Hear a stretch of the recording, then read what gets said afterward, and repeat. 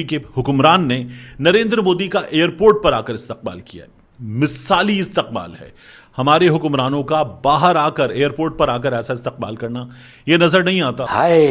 भारत के हुक्मरान का वहां जो इस्तकबाल हुआ, उस इस्तकबाल के साथ साथ हमारे सामने खबरें क्या आ रही हैं।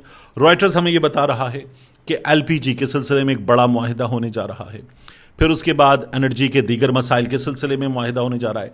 डिफेंस पैक्ट होने जा रहा है और साइन कर दिए गए हैं। $5 बिलियन इन्वेस्ट करेंगे इन इंडिया।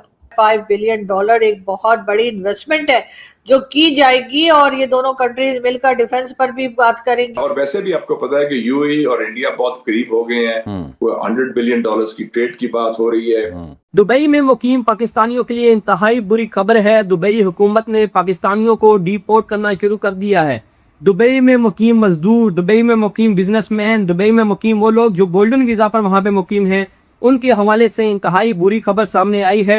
यूएई के सदर शेख मोहम्मद बिन जायद अल नहयान और भारतीय वजीर आजम नरेंद्र मोदी की मुलाकात के दौरान दोनों रहनुमाओं ने 6 साल में दो तरफा तिजारत को $200 अरब तक बढ़ाने और एक स्ट्रेटेजिक दिफाई शराकत कायम करने का वादा किया। तो ये एक नई रीअलाइनमेंट हो रही है जिसको हमें बड़ा गौर से संजीदगी से देखना चाहिए, क्योंकि यूएई में भी हमारे भी मफादात हैं। एक जमाने में हमारा बेस्ट फ्रेंड था शेख जायद, उनका वालिद जो है मोहम्मद बिन जायद का, तो लगता है कि उस किस्म की गर्मजोशी शायद नहीं रही। रिपोर्ट के मुताबिक मुत्तहिदा अरब अमारात की सरकारी कंपनी एडनॉक गैस भारत की हिंदुस्तान पेट्रोलियम कॉर्पोरेशन को 10 साल तक हर साल 5 लाख मीट्रिक टन एलएनजी फराहम करेगी। My God! और खबरें ये भी सामने आ रही हैं कि यूएई सिक्योरिटी मामलात के ऊपर अब अपना ज्यादातर इन्हिसार भारत के ऊपर करने जा रहा है। बताया जा रहा है कि इसमें मुमकिन तौर पे डिप्लॉयमेंट हो सकती है इंडियन फौज की अरब अमारात के अंदर।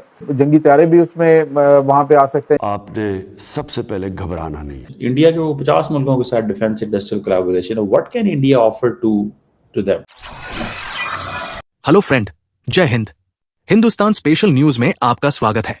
दोस्तों, कुछ हफ्ते पहले ही पाकिस्तान से पुराने कर्ज की $3.5 अरब की राशि वापस मांगने वाले यूएई ने भारत में $5 अरब के नए निवेश का समझौता किया है।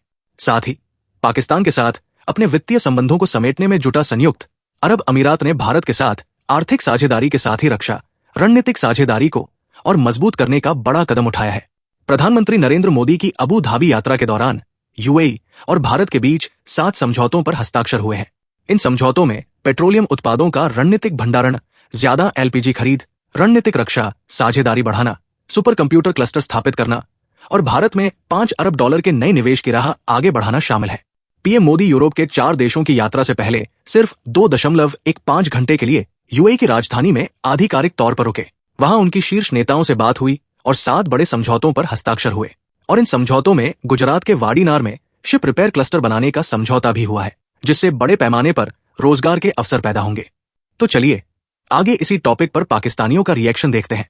अगर चैनल पर नए हैं तो प्लीज चैनल को सब्सक्राइब कर लें और वीडियो को लाइक करके कमेंट में अपनी राय जरूर लिखें। यूएई के हुक्मरान ने नरेंद्र मोदी का एयरपोर्ट पर आकर इस्तकबाल किया है। मिसाली इस्तकबाल है।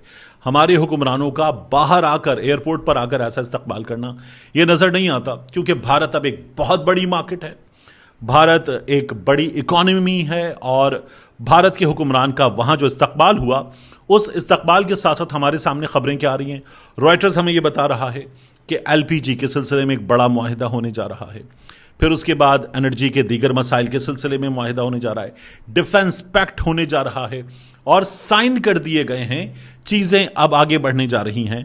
तो यूएई जो है वो अपने कुछ बड़े फैसले करके कुछ चीज़ें तय कर रहा है कि उसे क्या करना है, क्या नहीं करना।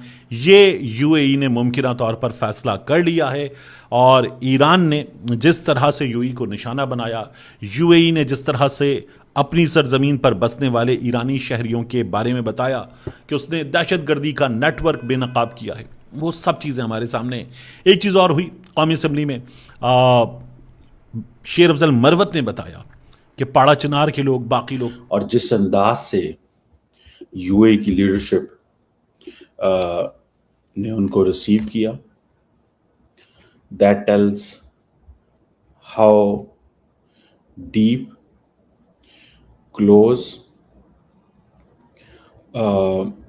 And how they want to move on. मुस्तकबिल किस तरह का देखना चाहते हैं आप। ये आप देखें, अगर इस विजिट में बड़ी इंपॉर्टेंट बातें हुई हैं, which normally may not be someone thinking that this Saudi defense partnership, strategic defense partnership between UAE and India, strategic petroleum reserves के हवाले से एग्रीमेंट्स हुए हैं, LPG सप्लाईज के हवाले से, शिप रिपेयर के हवाले से, अमारातीज इंडिया के अंदर $5 बिलियन डिफेंस इन्वेस्ट करेंगे, $5 बिलियन इन्वेस्ट करेंगे इन इंडिया। समझ रहे हैं बात को? और सबसे बढ़ के बात ये मैं आपको बता रहा हूँ, मटीरियल मतलब एनर्जी सिक्योरिटी। इंडिया का प्राइमरी मकसद क्या है? Energy security. इंडिया अपने जो स्ट्रेटेजिक पेट्रोलियम रिजर्व्स हैं, स्ट्रेटेजिक पेट्रोलियम रिजर्व्स को इन्हांस करना चाहता है। ये इंडिया का one of the primary objective है। So that gives a lot of attention कि in fact in which direction things will move on. मुझे ज़ाती तौर पे ये लगता है, और नरेंद्र मोदी ने वहाँ पे ख़िताब भी किया, that is normally he doesn't do it, he doesn't do ख़िताब, और वो ख़िताब उन्होंने पूरी कॉपी आगे रखी हुई थी। तो इट गिव्स अ मैसेज कि ये जो ख़िताब है ये थोड़ा सा इट इज़ ऑल अबाउट, एक आप कह सकते हैं कि उन्होंने अपनी कंफर्ट जोन से बाहर निकल के, किधर से? कंफर्ट जोन से बाहर निकल के ये खिताब किया है। आप देखें कि नॉर्मली नरेंद्र मोदी जो है वो अच्छा ये खिताब किया गया, और खिताब इस तरह किया गया है कि जिसमें वो MBZ भी बैठे हुए हैं, मोहम्मद बिन जायद अल नहयान भी बैठे हुए हैं, और उन्होंने जितने भी अटैक्स हुए हैं उसके ऊपर उनको कंडेम किया। ठीक है जी। और साथ में वो अपनी भी वो कहते हैं, वो जी आपने हमारी डायस्पोरा का बहुत ख्याल रखा, आपका बहुत शुक्रिया, you are very great, you are this, you are that. ठीक है, आपने हमारे लोगों का ख्याल रखा। तो बेसिकली वो अपने डायस्पोरा को भी विन कर लेते हैं।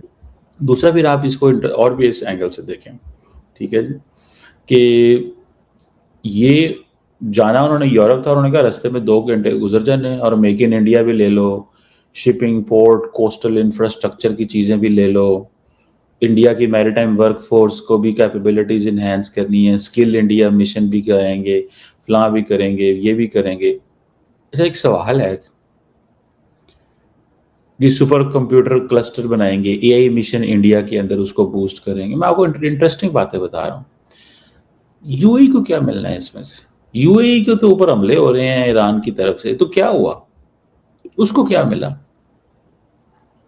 भाई? UAE को क्या मिला? असल चीज तो ये है